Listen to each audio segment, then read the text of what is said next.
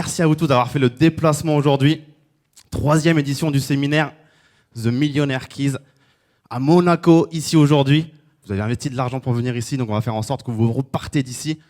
Je parle au nom de tous les intervenants avec énormément de contenu de viande.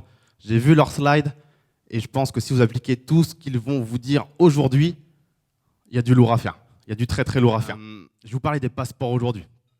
Pourquoi il faut avoir plusieurs passeports, et je vais vous raconter une anecdote très personnelle qui m'est arrivée en novembre dernier. Je tourne mon regard vers là-bas, vous allez comprendre un petit peu mieux pourquoi. Alors voilà le plan de ma session. Première partie, pourquoi plusieurs passeports? Ensuite, comment? Parce que c'est le plus important. La petite histoire, par où commencer en fonction de votre situation aujourd'hui. Et 7 points à regarder pour choisir son deuxième passeport. Plusieurs passeports égale liberté, surtout quand on parle d'indépendance financière. C'est vraiment le mot qui revient tout de suite, la liberté. Donc voilà, un passeport, c'est un outil de contrôle finalement. Je vais vous donner plusieurs exemples juste après. Si vous avez plusieurs passeports, c'est beaucoup plus difficile de vous contrôler parce que vous en avez plusieurs. On peut vous en prendre un, il vous en reste un autre. En Thaïlande, anecdote très personnelle, il y a 2 ans, j'étais en Thaïlande, 4 h du matin, je sors de boîte de nuit, en tuk-tuk avec des amis. Donc là, vous dites, qu'est-ce qu'il me raconte? Et on comprend très vite que le tuk-tuk nous amène dans un barrage totalement organisé avec une police et une deuxième police, parce que les 3 voulaient manger, le tuk-tuk, la police et la police des polices. Et en fait, l'argument, c'est quoi? C'est montre-moi ton passeport, contrôle l'identité. Tu lui donnes ton passeport, il ne te le rend pas si tu ne lui donnes pas d'argent. Et si tu n'as pas ton passeport, bah, c'est pas normal que tu n'aies pas ton passeport, donc donne-moi de l'argent. Donc en fait, c'est purement du racket, on est d'accord, et tout le monde veut manger. Et on voit très bien que, encore une fois, un passeport, c'est un outil de contrôle, pas de la part du gouvernement, mais d'une police ou de n'importe qui. Et mon histoire que je vais vous raconter juste après, qui m'est arrivée il y a quelques mois, serait un autre exemple. On est les champions, c'est la France qui est la nation qui a participé au plus grand nombre de guerres et de batailles dans toute l'histoire de l'humanité. On peut voir un gif ici qui le démontre. Donc c'est un triste record, mais c'est la réalité. Et la conséquence directe de ça, c'est quoi? C'est tout simplement que lorsqu'on voyage, on peut ne pas être apprécié à l'étranger, tout simplement parce qu'on a des hommes politiques qui mettent, des pays qui mettent leur nez plus que d'autres dans les affaires des autres pays qui vont... Alors, je ne vais pas faire de politique ni donner d'avis, on va vraiment rester neutre ici, c'est très compliqué et je ne suis pas là pour ça aujourd'hui, mais c'est une réalité. Il y a des pays qui mettent plus leur nez que d'autres dans les affaires des autres pays. Conséquence, quand on voyage, potentiellement, on peut être détesté tout simplement parce qu'on est un citoyen français, américain, britannique, etc. Répercussions politiques, voilà, entraînées par des hommes politiques bien au chaud dans leur bureau, facilement. Donc ça, voilà, attaque terroriste, kidnapping, toutes sortes de choses. Je me rappelle quand j'étais à Kuala Lumpur il y a 2 ans, taxi pour aller à l'aéroport, 3/4 d'heure de route. Le chauffeur de taxi qui pendant toute la route me dit qu'il n'aime pas la France, que la France est responsable de conflits, de guerres. Et quand tu es assis au fond du taxi, bon, tu sais pas trop quoi lui répondre, quoi. Tu es français, tu n'as pas fait exprès d'être français, il n'aime pas ton pays, tu as Kuala Lumpur tout seul à l'autre bout du monde, bah ok monsieur, c'est délicat.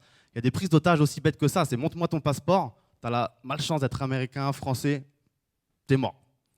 Géodiversification, on en parle tout le temps, on en a parlé à l'instant, on l'a évoqué. Voilà, on nous dit souvent qu'il faut investir dans l'immobilier dans plusieurs quartiers de sa ville, dans plusieurs régions, dans plusieurs pays, investir dans des actions françaises, mais aussi américaines ou asiatiques, investir dans des sociétés, pas seulement françaises, des startups étrangères, etc. etc. Mais on ne nous parle jamais d'un autre passeport comme d'une géodiversification. Je sais qu'il y en a qui sont d'accord avec moi, notamment à la première table ici. Géodiversifier, c'est très important, on est d'accord. Tu pourras nous en parler longtemps, je pense. Donc maintenant que je vous ai dit pourquoi, et je pense que c'est assez clair, vous avez pu voir un petit peu les différents risques qu'on encourt quand on a un seul passeport, je vais vous dire comment en obtenir un autre. Rapidement avant, je vais vous dire quand même à quoi il faut faire très attention, parce que forcément, il y a un marché parallèle illégal, encore une fois, de la corruption qui s'est mis en place autour des passeports. On a par exemple les passeports de camouflage, des passeports qui sont au nom de pays qui ont existé ou qui n'existent plus, souvent avec des autres documents qui sont faux aussi, mais qui font paraître encore plus vrai le passeport, puisqu'il y a plusieurs documents avec. Parce que si demain vous allez dans un autre pays, bon en Europe c'est facile, mais dans un autre pays en dehors de l'Europe, on ne peut pas y rester comme on veut. On est considéré comme un touriste quand on y va, on a un visa touriste, on peut y rester 1 mois, 2 mois, 3 mois, ça dépend des pays dans lesquels on va. Donc il faut d'abord obtenir la résidence permanente et ensuite la citoyenneté. Donc c'est vraiment un process en 2 étapes avant de pouvoir obtenir la citoyenneté de ce nouveau pays. Je vous le disais, voilà, les conditions changent régulièrement. Il y a la loi de l'offre et de la demande qui peut faire en sorte que ça modifie les conditions de naturalisation en fonction du président et du gouvernement, s'il a envie ou pas envie, de l'économie du pays. Un pays qui se porte bien, eh bien, il n'y a aucune raison qui vous refuse une citoyenneté. Un pays qui est en récession, ça sera un peu plus compliqué. Comme on l'a vu avec le Venezuela, potentiellement, les portes se ferment, ce n'est pas leur priorité. Critères à regarder également, la durée de résidence nécessaire, combien de temps il faut rester pour obtenir cette nouvelle citoyenneté. Est-ce que vous devez passer du temps dans le pays? Il y a des pays où ils s'en foutent que vous restiez dans le pays, il suffit de pointer une fois tous les ans, une fois tous les 2 ans, et vous pouvez naturaliser. Est-ce qu'il y a des coûts, des investissements obligatoires à réaliser dans le pays, et de quel type et de quel montant? Est-ce qu'il y a des obligations culturelles, linguistiques? Voilà, moi demain, s'il faut apprendre l'estonien pour avoir la citoyenneté estonienne, et c'est le cas, je dis non, merci d'office, parce que ça ne sert à rien et c'est trop compliqué. Il y a plus simple. Et est-ce qu'on a le droit à la double citoyenneté? Encore une fois, il faut les additionner, pas les remplacer. Également, quand on a plusieurs passeports, c'est l'assurance de ne pas être considéré comme un réfugié. C'est la pire des choses. Aujourd'hui, quand on doit quitter son pays, encore une fois, quand on est en France, on ne s'en rend peut-être pas compte parce que c'est assez pisse en France, bien que maintenant, il y a des événements assez tristes qui se passent directement sur le territoire français. Mais il y a beaucoup de Français qui peut-être ne considèrent pas leur pays comme étant en guerre, finalement, parce que ça se passe en dehors de leurs frontières, alors que finalement, c'est bel et bien le cas. Donc, avec plusieurs passeports, plusieurs citoyennetés, vous avez l'assurance de pouvoir vous rendre dans un autre pays et être le bienvenu, ne pas être considéré comme un réfugié, de pouvoir y vivre, de pouvoir y travailler et de pouvoir sauver, entre guillemets, votre repos. Donc, c'est peut-être un peu triste ma session, peut-être que vous dites, ok, Raph, il imagine vraiment le pire aujourd'hui, la France va être le chaos total. C'est pas ce que je veux vous dire et je l'espère pas du tout.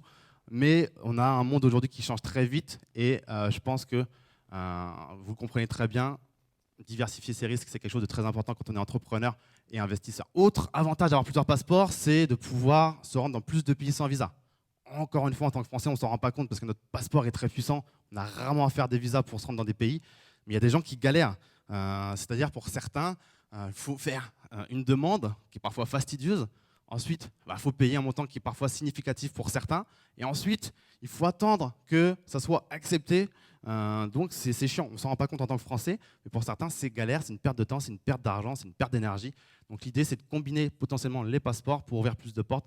On verra par exemple juste après que c'est ce que font les Chinois qui ne peuvent pas voyager en Europe. Et je vous parlerai d'un passeport que les Chinois adorent. Ça, c'est le Venezuela. En ce moment, je pense que vous savez ce qui se passe au Venezuela en ce moment. Donc voilà, encore une fois, ça peut nous paraître loin, on peut ne pas se sentir concerné, mais en ce moment, il y a une hyperinflation au Venezuela. Les gens ne mangent pas, les supermarchés sont vides, comme vous pouvez le voir ici. Il n'y a rien, il n'y a plus rien. Il y a cette pauvre femme qui pourrait être notre mère, notre grand-mère, qui galère avec un yaourt à boire qu'elle n'a pas trop l'air d'aimer en plus. Donc c'est triste. Et beaucoup ont essayé de partir du Venezuela. Forcément, quand c'est le chaos dans son pays, on a envie d'une seule chose, c'est de se barrer pour essayer de sauver sa peau. Et le problème, c'est quoi? C'est que les gens ont tous voulu demander des visas aux ambassades. Les ambassades ont eu trop de demandes.